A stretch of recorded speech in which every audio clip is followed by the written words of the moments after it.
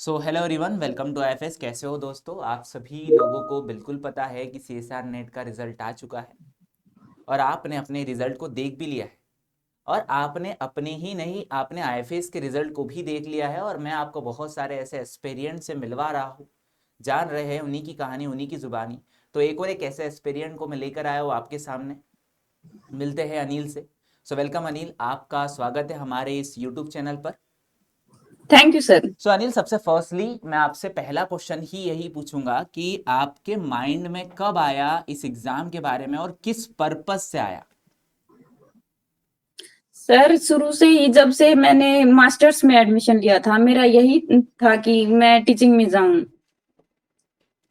Okay, तो बाद में कुछ बोलिए। इश्यूज भी आए, जैसे किसी अदर स्ट्रीम में जाने के लिए, वनडे एग्जाम्स की प्रिपरेशन के लिए कुछ टाइम के लिए मैंने प्रिपेयर किया, 1 डेढ़ साल अदर एग्जाम्स के लिए। लेकिन फिर फैमिली के सपोर्ट से उसके बाद मैंने डेढ़ मास्टर्स के 1.5 साल बाद मैंने सोचा कि मुझे टीचिंग में ही जाना है। तो उसके बाद मैंने नेट के लिए प्रिपेयर करना शुरू किया। अनिल, आपने फिर नेट के लिए जब प्रिपेयर करना शुरू किया तो आपने कहीं मतलब जैसे कोई सोर्स इस्तेमाल किया हो?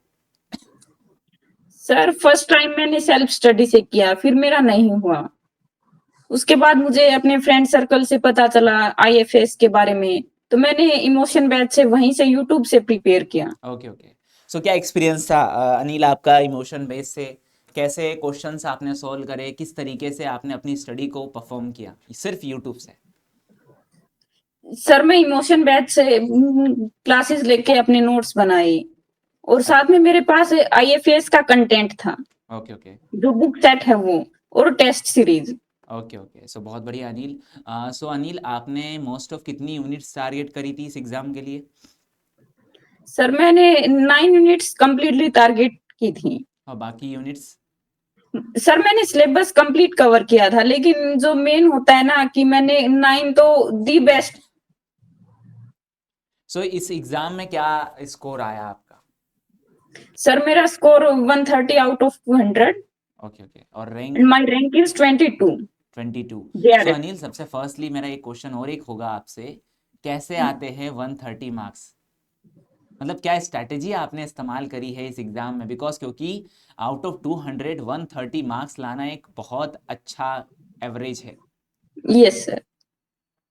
तो आप बताइए मुझे। First of first of all sir, मैं यही कहना चाहूंगी, कंसिस्टेंसी मेन होती है। क्योंकि हम कई बार ये सोचते हैं कि हमारा एग्जाम कुछ टाइम में निकल जाए, तो मेरा ये फोर्थ अटेम्प्ट था। फर्स्ट टाइम मैंने दिया, उस टाइम सीरियसली नहीं थी मैं, फिर उसके बाद मैंने 6 महीने सेल्फ स्टडी की, और फिर 1 साल के लिए तो मैंने कंप्लीटली इसी पे फोकस किया, यूट्यूब से, आईएफएस के कंटेंट से, और नोट्स वगैरह जो कुछ रह गया था सेल्फ स्टडी में उनको दोबारा से किया। लास्ट टाइम सर मेरा ओनली पीएचडी हुआ था, और इस बार मेरा जेआरएफ 22 रैंक के साथ। अनिल, आपने जैसे कहा कि आप घर पे ही पढ़ते थे, ऑब्वियसली आपने 1.5 साल पूरा मेहनत किया है। तो उन 1.5 साल के अंदर जो बाकी का बचा हुआ 1 साल था, 6 महीने तो आपने खुद से ही प्रिपेयर किया। एक हाँ जी साल सर। में आपने अपना डेली शेड्यूल कैसे बनाया था? मतलब जैसे आपने कहा भी है कि कंसिस्टेंसी ज़रूरी है, तो यस आपकी सर। कंसिस्टेंसी क्या थी? सर मैंने लाइब्रेरी ज्वाइन कर रखी है, तो मैं सुबह 9 से 5 तक वहीं पे पढ़ती थी। दिन में 3 लेक्चर्स लेती थी मैं वहां, और फिर उनको रात को रिवाइज करती थी। और आप जो भी लेक्चर्स लेते थे यूट्यूब से आईएफएस के, उसको रिटर्न करना आपका पहली प्रायोरिटी थी, या फिर आप स्क्रीनशॉट वगैरह से पढ़ना अच्छा पसंद करते हो? सर मैंने कुछ के स्क्रीनशॉट लिए थे, और कुछ जो मेन कंटेंट जैसे कि मेन पॉइंट्स मैंने नोट किए थे। क्योंकि आईएफएस का जो हमारे पास बुक सेट है ना, उसमें ऑलमोस्ट सिलेबस कवर है, कुछ पॉइंट्स जो क्लासेस में होते हैं वो हमने नोट कर लिए। ओके ओके, मतलब आपके पास आईएफएस का सारा कंटेंट था, मटेरियल था, study material. Yes sir. Okay okay. आपको, आपने ये एक्सपीरियंस तो किया होगा, वैसे सभी लोग स्टडी मटेरियल मंगवाते तो है, बट आप मुझे बताना चाहेंगे, या मुझे क्या, सारी के सारे लोगों को आप बताना चाहेंगे जो इस एग्ज़ाम की प्रिपरेशन कर रहे हैं, कि आखिरकार आईएफएस के स्टडी मटेरियल को कैसे पढ़ना चाहिए, जिससे कि इस एग्ज़ाम के अंदर हम सिर्फ यूट्यूब से भी एग्ज़ाम को क्वालिफाई कर लें? सर कंटेंट को जब तक हम क्लासेस अटेंड नहीं करेंगे ना, तब तक हमारा बेसिक्स क्लियर नहीं होगा। तो सबसे पहले तो मैं यही कहना चाहूंगी कि आईएफएस का कंटेंट काफी ज्यादा है यूट्यूब पे। आपने जैसे अपना सेल्फ स्टडी किया है, टोटल ये सारी चीजें की है, तो जब एग्जाम देने आप जा रहे थे उस वक्त पर आपके माइंड में क्या स्ट्रेटेजी थी कि मुझे पार्ट सी के इतने क्वेश्चन अटेम्प्ट करने हैं, ये वाले क्वेश्चन अटेम्प्ट करने हैं? मतलब कुछ तो सोचा होगा, बिकॉज ये एग्जाम स्ट्रेटेजी से ही सॉल्व होती है। तो आपकी स्ट्रेटेजी क्या थी? सर मेरी स्ट्रेटेजी यही थी कि मैं फर्स्ट ऑफ ऑल तो पहले मैं पार्ट सी ही सबमिट करूं, उसके बाद पार्ट ए और फिर पार्ट बी मैंने सेलेक्ट किया। तो आपने पार्ट सी को ही पहले क्यों चॉइस किया? मतलब कुछ तो उसके पीछे रीजन होगा आपका। Sir part C time consuming होता है।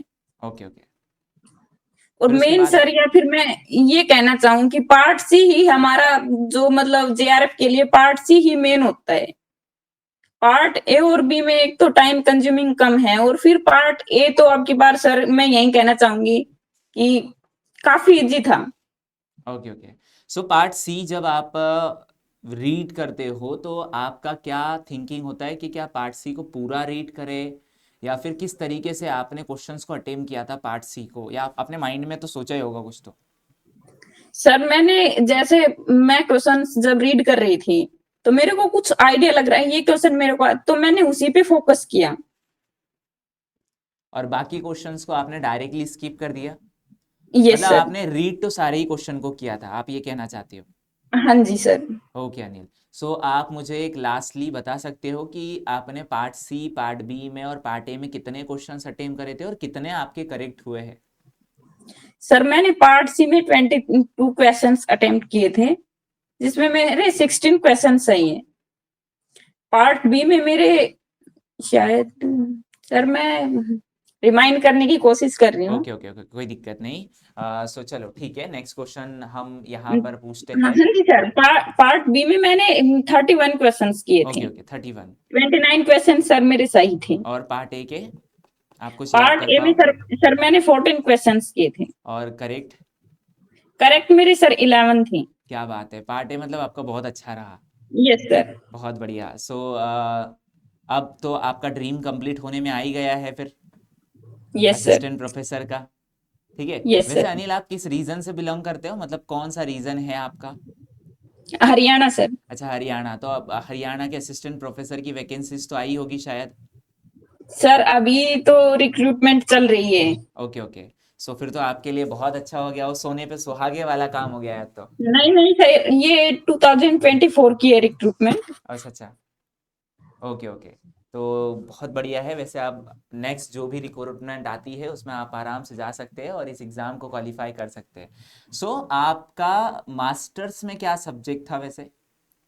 सर मास्टर्स में मेरा बॉटनी था। अच्छा, बॉटनी था। सो अनिल, एक यस सर। लास्ट क्वेश्चन आप पूरे इंटरव्यू का, कि मैंने सुना है कि बॉटनी वाले स्टूडेंट्स को मोस्ट ऑफ जो बायोटेक वाले सब्जेक्ट्स होते हैं, जैसे कि method in biology, applied biology, कुछ ऐसे कोर सब्जेक्ट, एनिमल फिजियोलॉजी, तो उनको पढ़ने में बहुत ज़्यादा दिक्कत होती है। आपको हुई है इसकी चीज़ के लिए दिक्कत?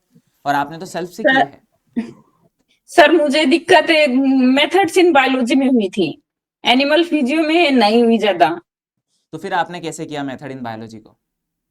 सर मैंने मेथड्स इन बायोलॉजी को मतलब जैसे बाकी यूनिट्स को मैंने 3 से 4 बार प्रिपेयर किया, तो उसको 6 से 7 बार प्रिपेयर किया। ओके अनिल। सो बहुत बढ़िया, कॉन्ग्रेचुलेशन अनिल, आपका बहुत अच्छा रिजल्ट थैंक यू आया सर। है और होप सो आपका ड्रीम जरूर कंप्लीट होगा। एंड देन थैंक यू कि आपने अपनी गाइडेंस दी है हमारे सारे एस्पिरेंट्स को। होप सो कि ये गाइडेंस उनके ज़रूर काम आएंगी और वो भी ज़रूर अपनी लाइफ और एम के लिए एक्शन लेंगे ही लेंगे। So thank you Anil. Sure sir. Thank you sir. Okay.